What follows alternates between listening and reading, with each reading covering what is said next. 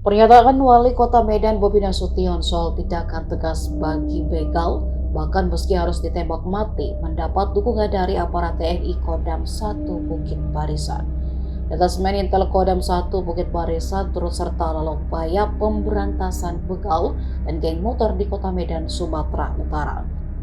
Dilansir dari Kompas.com, Komandan Den Intel Dam, Letkol Infanteri John Tragulto mengatakan langkah tersebut dilakukan untuk membantu kepolisian dalam memberikan perlindungan kepada masyarakat. Contra pun mengatakan sudah menyebar anggota TNI untuk membantu Polri sesuai permintaan Wali Kota Medan.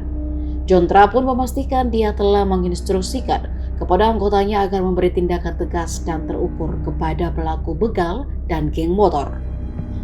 Sementara itu, Kapendam 1 Bukit Barisan Kolonel Riko J. Siagian menjelaskan alasan TNI turun tangan dalam pemberantasan begal di Kota Medan karena diminta Forum Komunikasi Daerah atau Forkompimda. Dia menyampaikan tim khusus pembasmi begal telah disebar sejak seminggu terakhir, namun Riko enggan membeberkan jumlah anggota yang diterjunkan.